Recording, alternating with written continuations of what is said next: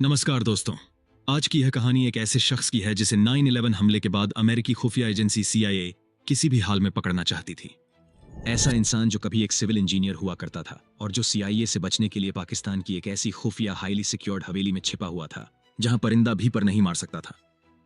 दोस्तों, यह कहानी है ओसामा बिन लादेन की। Where is Laden? The big question is where he is. Will CIA able to find him or not? 9/11 के बाद कई सालों तक लादेन का पता न लगा पाने के बाद CIA ने एक सीक्रेट मिशन पर काम करना शुरू किया और उन्होंने अल कुवैती नाम के एक आदमी का पीछा करना शुरू किया जो एक समय पर लादेन के लिए काम करता था। और एक दिन CIA अल कुवैती का पीछा करती हुई पाकिस्तान के एबटाबाद के एक अजीब से कंपाउंड में पहुंच जाती है। CIA को लगता है कि उस कंपाउंड में लादेन रहता है और आखिरकार एक दिन उस अनजान घर में CIA को लादेन के जैसा ही एक आदमी टहलता हुआ दिखता है। इसके बाद CIA एबटाबाद के एक पाकिस्तानी डॉक्टर शकील के साथ मिलकर लादेन की आइडेंटिटी कंफर्म करती है। CIA का पहले तो यह प्लान था कि लादेन के ऊपर ड्रोन से हमला कर दिया जाए, लेकिन किसी वजह से वे यह प्लान कैंसिल कर देते हैं और वे अपने कमांडोज को लादेन को पकड़ने के लिए एबटाबाद भेजने का फैसला लेते हैं। तो दोस्तों, 3D एनिमेशन की मदद से यह जानने के लिए कि CIA ने कैसे इस पूरे सीक्रेट मिशन पर काम किया और कमांडोज ने कैसे लादेन को पकड़ने के रिस्की ऑपरेशन को सक्सेसफुली अंजाम दिया, इस वीडियो को बिना स्किप किए लास्ट तक जरूर देखें। और हाँ, आगे बढ़ने से पहले चैनल को सब्सक्राइब जरूर कर लें।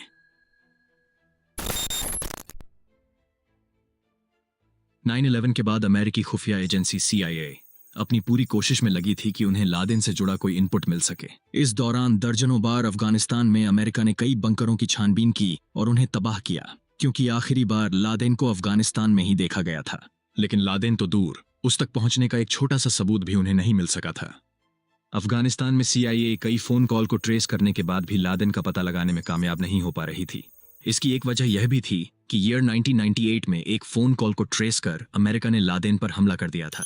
उसके बाद लादेन इतना सतर्क हो गया था कि उसने फोन के साथ साथ इंटरनेट का इस्तेमाल करना भी बंद कर दिया था ताकि कोई उसे ट्रेस न कर सके। इससे लादेन तक पहुंचना CIA के लिए और भी ज्यादा मुश्किल हो गया था। जब CIA को कहीं से भी लादेन का कोई इनपुट नहीं मिला, तब CIA ऑफिसर्स ने ग्वांतानामो डिटेंशन सेंटर में अपनी इंक्वायरी शुरू की। ग्वांतानामो बे डिटेंशन सेंटर क्यूबा के साउथ ईस्ट में मौजूद था, जिसे 2002 में 9/11 हमले के बाद बनाया गया था और इसके ऊपर अमेरिकी डिफेंस डिपार्टमेंट का कंट्रोल था। इसी डिटेंशन सेंटर में CIA के ऑफिसर्स वहां बंद उन कैदियों से इनपुट निकलवाने की कोशिश में लग जाते हैं जो कभी न कभी अलकायदा के लिए काम कर चुके थे, क्योंकि यही कैदी CIA के लिए आखिरी उम्मीद की किरण थे। यहीं CIA की मेहनत रंग लाती है जब साल 2002 में उनको लादेन से जुड़ा एक इनपुट मिलता है। जब डिटेंशन सेंटर में अलकायदा का एक मेंबर मोहम्मद अल कहतानी CIA को अलकायदा के एक दूसरे मेंबर अबू अहमद अल कुवैती के बारे में बताता है, जो कभी अलकायदा के इनर सर्कल में काम करता था। लेकिन अल कहतानी सीधे तौर पर लादेन से जुड़ी कोई भी इंफॉर्मेशन CIA को नहीं देता, इसलिए CIA उस शख्स अल कुवैती के बारे में और इंफॉर्मेशन निकलवाने में लग जाती है कि वाकई में ऐसा कोई शख्स अलकायदा में था या नहीं। डिटेंशन सेंटर में CIA की पूछताछ सालों साल चलती रहती है और 2004 में एक इंक्वायरी के दौरान हसन गुल नाम के एक दूसरे कैदी ने CIA को बताया कि ओसामा बिन लादेन अल कुवैती नाम के एक कुरियर पर भरोसा करता था। हसन गुल ने बताया कि अल कुवैती लादेन का काफी करीबी और भरोसेमंद आदमी था, और क्योंकि ओसामा ना ही किसी फोन का इस्तेमाल करता था ना ही इंटरनेट का, तो उसके सारे मैसेज लाने ले जाने का काम अल कुवैती ही करता था। हसन गुल ने CIA को यह भी बताया कि अल कुवैती को काफी समय से देखा नहीं गया है। जब CIA ने देखा कि दोनों कैदी हसन गुल और मोहम्मद अल कहतानी की कहानी काफी मिलती जुलती है और दोनों की कहानी एक ही शख्स अल कुवैती पर जाकर टिकती है, इससे CIA को यह शक हुआ कि हो सकता है कि अबू अहमद अल कुवैती नाम का वो आदमी ओसामा बिन लादेन के साथ ही हो। क्योंकि CIA के पास ओसामा बिन लादेन के पास पहुंचने की और कोई लीड तो थी नहीं, तो उन्होंने ये डिसाइड किया कि कैसे भी लादेन के मैसेंजर अल कुवैती की इंफॉर्मेशन निकाली जाए। CIA को अपनी जांच में पता चला कि अल कुवैती एक पश्तून यानी कि पठान है जो कुवैत का रहने वाला था और अलकायदा से जुड़ने पर अफगानिस्तान में रहने लगा था और उसे आखिरी बार पाकिस्तान में ही देखा गया था।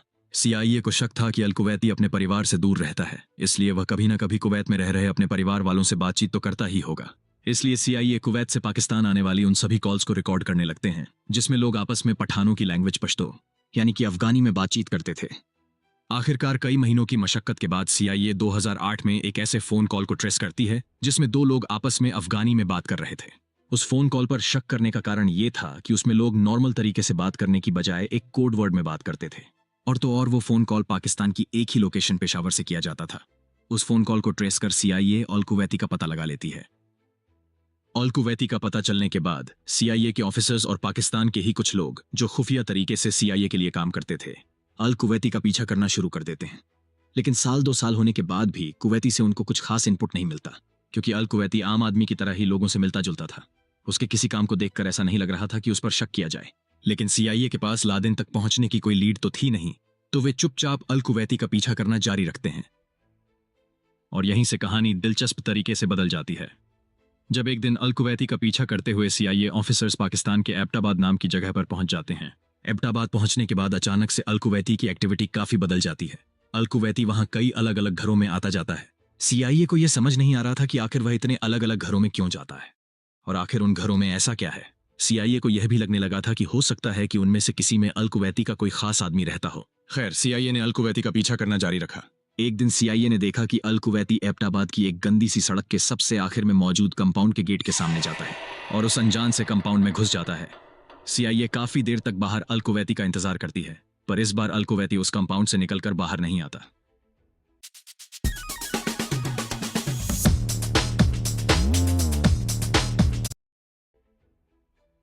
सीआईए के ऑफिसर्स उस कंपाउंड में झांकने की कोशिश भी करते हैं कि आखिर उस कंपाउंड के अंदर है क्या, पर उस कंपाउंड के बाहर बनी 12 फीट से भी ज्यादा ऊंची बाउंड्री के चलते उनको अंदर का कुछ अंदाजा नहीं चल पाता।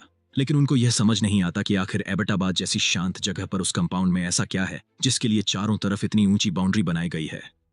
क्योंकि सीआईए को अब थोड़ा शक हो रहा था, इसलिए उन्होंने सोचा कि एबटाबाद के उस एरिया को थोड़ा और एक्सप्लोर किया जाए, थोड़ी और जानकारी जुटाई जाए कि वहां कंपाउंड के अंदर आखिर चल क्या रहा है। इसलिए सीआईए के एजेंट्स एबटाबाद में ही किराए का मकान लेकर रहने लगते हैं। जब सीआईए उस कंपाउंड की इंफॉर्मेशन निकालती है तो गूगल मैप से उनको पता चलता है कि जिस कंपाउंड में अल कुवैती घुसा है वो वहां पर साल 2008 में नहीं था और उसे साल 2004 में बनाया गया था। यानी कि अमेरिका पर हुए 9/11 हमले के बाद वो कंपाउंड बनाया गया था। इससे सीआईए का शक और बढ़ने लगता है और वो उस कंपाउंड का ड्रोन सर्विलांस शुरू कर देते हैं। ड्रोन सर्विलांस में सीआईए ऑफिसर्स को पूरा कंपाउंड कुछ ऐसा दिखाई देता था। उस कंपाउंड में एक 3 मंजिला मकान था जिसका फ्रंट एरिया रोड के अपोजिट डायरेक्शन में था और उस 3 मंजिला घर तक सीधे पहुंचने का कोई भी रास्ता नहीं था। यह मकान एबटाबाद के बाकी के मकानों से एकदम अलग तो था ही, एरिया वाइज भी वो आसपास के मकानों से 8 गुना तक बड़ा था, जिसमें अंदर और अलग अलग कंपाउंड बने हुए थे और उनके आसपास भी 10 फीट तक ऊंची बाउंड्री थी, जो सीआईए के लिए काफी अजीब बात थी। सर्विलांस में सीआईए ने यह भी देखा कि सिर्फ इस बीच के एरिया में बने 3 मंजिला मकान में ही लोग रहते थे और वो लोग बहुत कम बार घर के बाहर दिखाई देते थे। मेन कंपाउंड के बगल वाले कंपाउंड में उस घर के लोग सब्जी उगाते थे और सिर्फ उसी सब्जी का इस्तेमाल करते थे, वो कभी बाहर से सब्जी नहीं खरीदते थे। मेन कंपाउंड से लगे दूसरी ओर के एरिया में उस घर के लोग मुर्गी और गाय पालते थे। यानी उस कंपाउंड में ऐसी फैसिलिटी थी कि वहां के लोगों को किसी भी चीज के लिए कम से कम बाहर जाने की जरूरत पड़े। सीआईए के लिए सबसे अजीब बात यह थी कि बीच के 3 मंजिला घर की सबसे ऊपरी मंजिल की बालकनी की दीवारें 7 फीट ऊंची थी। सीआईए के हिसाब से जो जरूर किसी न किसी इंपॉर्टेंट आदमी को छिपाने के लिए बनाई गई थी। सीआईए को शक था कि उस घर में काफी लोग रहते हैं जो बाहरी लोगों की नजर में नहीं आना चाहते थे और यही वजह थी कि वो लोग फोन और इंटरनेट का इस्तेमाल नहीं करते थे। उस घर में दिन में तो ज्यादा हलचल दिखाई नहीं देती थी, लेकिन वहां रात में बच्चों के रोने की आवाजें आती थीं। सीआईए ऑफिसर्स को यह लगता था कि हो न हो दिन में शायद अंदर मौजूद बच्चों को किसी प्रकार की नशीली दवा देकर सुला दिया जाता हो। सीआईए ने वहां एक और चीज ऑब्जर्व की, वो ये थी कि उस घर के लोग कभी कचरा बाहर नहीं फेंकते थे, बल्कि उसी कंपाउंड में कचरे को जला दिया करते थे जहां मुर्गियां और गाय पाली जाती थीं। और उस कंपाउंड की एक और खास बात यह थी कि वहां सिर्फ एक ही मेन गेट था और उसी मेन गेट से अंदर जाने पर सामने 3 दरवाजे पड़ते थे जिनसे अलग अलग कंपाउंड में जाया जा सकता था। यानी कि कोई भी कंपाउंड एक दूसरे से सीधा कनेक्टेड नहीं था। उस घर की ये सब अजीबोगरीब चीजें सीआईए का शक और मजबूत कर रही थी। इसके बाद टीम कई महीनों तक उस घर का ड्रोन सर्विलांस करती रही और खुफिया जानकारी इकट्ठा करती रही। सीआईए को यह भी लगने लगा था कि हो सकता है कि उस कंपाउंड में लादेन हो और उसको इतना सिक्योर लादेन को लोगों की नजर से बचाने के लिए बनाया गया हो। आखिर कई महीनों के ऑब्जर्वेशन के बाद सीआईए को घर की तीसरी मंजिल पर एक शख्स घूमता हुआ दिखाई देता है जो पारंपरिक कुर्ते पायजामे में था और उसका पहनावा लादेन से मिलता जुलता था। सीआईए उस शख्स की हाइट हेल्थ का मिलान जब लादेन की हाइट हेल्थ से करती है तो वे चौंक जाते हैं, क्योंकि बालकनी में घूम रहे उस शख्स की कद काठी पूरी तरह से लादेन से मेल खा रही थी। सीआईए को लगा जैसे वो अपनी मंजिल के करीब पहुंच चुके हैं, लेकिन सीआईए ये जानती थी कि लादेन बहुत शातिर आदमी है। वह अपने हमशक्ल का इस्तेमाल कर कई बार खुफिया एजेंसियों को धोखा दे चुका था, इसलिए सीआईए इस बार अपनी ओर से कोई चूक नहीं करना चाहती थी। सीआईए चाहती थी किसी भी तरह से यह कंफर्म हो जाए कि बालकनी और गार्डन एरिया में घूमने वाला वो शख्स लादेन ही है। लादेन की आइडेंटिटी कंफर्म करने के लिए सीआईए एबटाबाद में ही रहने वाले एक पाकिस्तानी डॉक्टर शकील अफरीदी के साथ मिलकर एक प्लान बनाती है। डॉक्टर शकील एक वक्त पर एबटाबाद में अमेरिकी पोलियो टीकाकरण प्रोग्राम का हेड था। प्लान के अकॉर्डिंग डॉक्टर शकील को फेक पोलियो वैक्सीनेशन के बहाने उस कंपाउंड के अंदर जाना था और घर के अंदर मौजूद बच्चों का सैंपल लाना था। डॉक्टर शकील पोलियो वैक्सीनेशन के बहाने उस कंपाउंड के बाहर पहुंचते तो हैं, लेकिन बड़ी मुश्किल से उनको अंदर जाने की परमिशन मिलती है। खैर, वैक्सीनेशन के बहाने डॉक्टर शकील बड़ी ही चालाकी से वहां मौजूद बच्चों के सैंपल लेने में कामयाब हो जाते हैं, लेकिन इस बात की भनक वहां मौजूद लादेन के परिवार वालों को नहीं पड़ती। फाइनली जब उन सैंपल का डीएनए टेस्ट किया जाता है तो ये कंफर्म हो जाता है कि उस कंपाउंड में मौजूद बच्चे लादेन के परिवार के ही हैं, और सीआईए पूरी तरह आश्वस्त हो जाती है कि बालकनी और गार्डन में घूमते दिखाई देने वाला शख्स कोई और नहीं बल्कि लादेन ही है। और इस तरह सीआईए आखिरकार लादेन का पता लगाने में कामयाब हो ही जाती है, जिसके बाद सीआईए सीधे ही ये मैसेज यूएस प्रेसिडेंट हाउस तक पहुंचा देती है। आखिर 1 दशक से भी ज्यादा समय के बाद अमेरिका को लादेन की इंफॉर्मेशन मिली थी। इस खबर के मिलते ही उस टाइम अमेरिका के प्रेसिडेंट बराक ओबामा तुरंत ही अपने सुरक्षा सलाहकार के साथ सीक्रेट मीटिंग बुलाते हैं। लादेन को पकड़ने की योजना में प्रेसिडेंट बराक ओबामा काफी सतर्कता बरतना चाहते थे, क्योंकि वो जानते थे कि लादेन को पकड़ने का उनका ये पहला और आखिरी मौका हो सकता है। इसलिए वे चाहते थे कि इस काम को जितना जल्द हो सके उतनी जल्द अंजाम दिया जाए। इसके बाद सीआईए फौरन अपने काम में लग जाती है और लादेन को पकड़ने के लिए 3 अलग अलग प्लान बनाती है। सीआईए का प्लान ए लादेन को ड्रोन हमले में मारना था, उस वक्त जब वह अपने गार्डन में बाहर टहलने के लिए निकले। लेकिन इस प्लान में दिक्कत यह थी कि इसमें थोड़ी सी भी चूक होने पर लादेन वहां से भागने में कामयाब हो सकता था, जो सीआईए की पूरी 10 साल की मेहनत को चौपट कर सकती थी। इसलिए सीआईए इस प्लान को कैंसिल कर देती है। सीआईए का प्लान भी यह था कि लेडेन के पूरे घर को डिस्ट्रॉय कर दिया जाए, पर इसमें दिक्कत यह थी कि इसके लिए काफी ज्यादा क्वांटिटी में एक्सप्लोजिव मटेरियल की जरूरत पड़ती, और दूसरा ये कि इससे लादेन असल में मारा गया या नहीं ये भी कंफर्म नहीं हो पाता। ये भी हो सकता था कि वो इस हमले में बच जाए और किसी बंकर या सीक्रेट रास्ते से उस कंपाउंड से भाग जाए, क्योंकि घर के अंदर का एग्जैक्ट स्ट्रक्चर और प्लान किसी को भी मालूम नहीं था। सीआईए का प्लान सी यह था कि स्पेशल कमांडो की एक टीम एबटाबाद जाए। यदि लादेन सरेंडर करे तो उसे जिंदा पकड़ ले, और यदि वह भागने की कोशिश करे तो उसे वहीं न्यूट्रलाइज कर दे, क्योंकि लादेन का डीएनए टेस्ट करके यह कंफर्म करना बहुत जरूरी था कि अमेरिका ने आखिर अपने दुश्मन नंबर 1 को असल में मारा है या नहीं। और आखिरकार काफी सोच विचार के बाद प्रेसिडेंट प्लान सी को ही एग्जीक्यूट करने का फैसला लेते हैं। 19 मई 2011 को president Barack Obama special commandos की एक टीम को ऑथोराइज करते हैं ताकि उस प्लान को एग्जीक्यूट किया जा सके। इस ऑपरेशन को एग्जीक्यूट करने के लिए अमेरिकन कमांडोज ने स्पेशली 2 अलग अलग जगह पर ट्रेनिंग भी की थी, जहां ओसामा की वजीरिस्तान हवेली की तरह ही सेम मॉडल की बिल्डिंग बनाई गई थी। फाइनली 2 मई 2011 को वो दिन आ जाता है जब 24 कमांडो 2 अलग अलग हेलीकॉप्टर में अपने इस ऑपरेशन को अंजाम देने के लिए अफगानिस्तान के बगराम बेस पर तैयार हो जाते हैं। उनके साथ इस अभियान में कायरो नाम का एक कुत्ता भी शामिल था, जो इस ऑपरेशन के दौरान कमांडोज को चौकन्ना करने के लिए ले जाया गया था।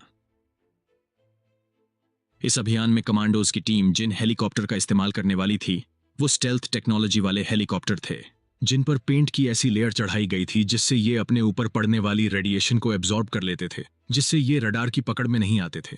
साथ ही ये शोर तो कम करते ही थे, काफी नीचे से उड़ान भरने में भी कैपेबल थे। अब आगे की पूरी कहानी मैं पाकिस्तानी टाइम जोन के हिसाब से बताऊंगा। 1 मई रात के करीब 11 बजे के आसपास कमांडोज हेलीकॉप्टर में अफगानिस्तान के बगराम बेस से जलालाबाद बेस के लिए उड़ान भरते हैं, जो पाकिस्तान बॉर्डर के एकदम नजदीक था, और ठीक 12:15 पर वो जलालाबाद से एबटाबाद की ओर निकलते हैं। रात के अंधेरे में 12:30 पर कमांडोज की टीम एबटाबाद पहुंच जाती है। प्लान के अकॉर्डिंग पहले हेलीकॉप्टर को कंपाउंड के अंदर लैंड करना था। जब पहला हेलीकॉप्टर कंपाउंड में उतर रहा था, उसी वक्त लैंडिंग के दौरान उसका बैलेंस बिगड़ जाता है, जिससे उसका पिछला हिस्सा कंपाउंड वॉल से टकरा जाता है और उस हिस्से में आग लग जाती है। हालांकि उसमें मौजूद सभी कमांडो जल्दी से सेफली बाहर निकल आते हैं और वो सभी बिना देर किए उस एरिया की तरफ बढ़ने लगते हैं जहां लादेन रहता था, क्योंकि कमांडोज उस घर में रह रहे लोगों को संभलने का कोई भी मौका नहीं देना चाहते थे। इसके थोड़ी देर बाद ही दूसरा हेलीकॉप्टर कंपाउंड के बाहर सेफली उतरता है और उसमें से देखते ही देखते सभी कमांडो बाहर निकलकर सीधे कंपाउंड की तरफ बढ़ने लगते हैं। जिस वक्त सील कमांडोज इस ऑपरेशन को अंजाम दे रहे थे, इसकी live footage president Barack Obama और उनके सुरक्षा सलाहकार भी देख रहे थे। 12:32 यानी कि लैंडिंग के 2 मिनट बाद ही कमांडो की पहली टीम ग्राउंड फ्लोर के मेन दरवाजे के बाहर पहुंच चुकी होती है। टीम ग्राउंड फ्लोर के मेन दरवाजे को तोड़कर जैसे ही अंदर जाती है, कमांडो को देखते ही अल कुवैती उनके ऊपर फायरिंग कर देता है, जिसके जवाब में सील कमांडो उसे वहीं न्यूट्रलाइज कर देते हैं। उसी वक्त अल कुवैती का भाई अबरार फायरिंग की आवाज सुनकर अपने कमरे से बाहर निकल आता है, जिसे बिना वक्त गंवाए सील कमांडो अपना टारगेट बना लेते हैं। ठीक उसी समय अबरार की पत्नी बुशरा भी घबराकर बाहर अबरार को देखने आती है, जिसे सील कमांडो वहीं न्यूट्रलाइज कर देते हैं। ग्राउंड फ्लोर पर सक्सेसफुली ऑपरेट करने के बाद सील कमांडो की टीम सीढ़ियों से चढ़कर पहले फ्लोर की तरफ बढ़ने लगती है। जब वे ऊपर की ओर जा रहे होते हैं, उसी वक्त उनका सामना ओसामा के बड़े बेटे खालिद बिन लादेन से होता है। सील कमांडो वहीं पर खालिद बिन लादेन को अपने टारगेट पर ले लेते हैं और इस तरह कमांडो की दूसरी टीम पहला फ्लोर क्लियर कर देती है। अब ऊपर की ओर सिर्फ एक फ्लोर बाकी था जहां लादेन रहता था। सील कमांडो की टीम जब दूसरे फ्लोर की ओर ऊपर जाती है, उस वक्त ओसामा बिन लादेन दरवाजे के पीछे से बाहर की ओर झांक रहा होता है। कमांडोज को देखते ही ओसामा बिन लादेन झट से दरवाजा बंद कर लेता है। अब तक 12:40 हो चुके थे और कमांडोज अपने टारगेट लादेन से बस अब थोड़ी ही दूर थे। वे लादेन को भागने का कोई मौका नहीं देना चाहते थे, इसलिए कमांडोज लादेन के कमरे में सीधा दरवाजा तोड़कर अंदर घुस जाते हैं, जहां लादेन ठीक उनके सामने होता है। सील कमांडो को अंदर आता देखते ही लादेन घबरा जाता है और वह अपनी एक पत्नी अब्दुल अहमद के पीछे छिपकर उसे एक ह्यूमन शील्ड की तरह इस्तेमाल करता है, जिस कारण पहले तो सील कमांडो उसकी पत्नी के पैर में गोली मार देते हैं और जैसे ही वह गिरती है, कमांडोज लादेन को अपने टारगेट पर लेकर उसे न्यूट्रलाइज कर देते हैं। लेकिन अभी भी कमांडोज का काम पूरा नहीं हुआ था। इसके बाद वो लोग लादेन के घर की छानबीन शुरू कर देते हैं ताकि लादेन और उससे जुड़ी इंपॉर्टेंट इंफॉर्मेशन उनके हाथ लग सके। कमांडोज लादेन के computer, hard drive, computer disk, CD, दर्जनों डीवीडी, फ्लैश ड्राइव, किताबें और लादेन की डायरी अपने साथ ले लेते हैं। 12:55 पर कमांडोज लादेन की बॉडी को अपने साथ ले जाने के लिए उसे कपड़े से बने बैग में पैक कर देते हैं। कंपाउंड से निकलने के पहले कमांडोज की एक टीम कंपाउंड में क्रैश हुए हेलीकॉप्टर को बम से एक्सप्लोड कर देते हैं ताकि बाद में पाकिस्तानी आर्मी रिवर्स इंजीनियरिंग करके उसमें इस्तेमाल की गई स्टेल्थ टेक्नोलॉजी का पता न लगा सके। और करीब 1:10 पर जब कमांडोज के लिए कंपाउंड के बाहर एक बैकअप हेलीकॉप्टर आ चुका होता है, तब उसमें बैठकर कमांडो सेफली एबटाबाद से जलालाबाद के लिए निकल जाते हैं। यानी कि सिर्फ 40 मिनट के अंदर ही पूरे ऑपरेशन को सक्सेसफुली अंजाम दे दिया जाता है। फाइनली अफगानिस्तान पहुंचने के बाद ओसामा बिन लादेन का डीएनए टेस्ट किया जाता है और डीएनए टेस्ट के बाद अमेरिकी प्रेसिडेंट बराक ओबामा ये ऐलान कर देते हैं कि ओसामा बिन लादेन अब नहीं रहा और इस तरह अमेरिका 9/11 का अपना बदला पूरा करने में कामयाब हो जाता है। तो दोस्तों, कैसी लगी ये इन्फॉर्मेशन?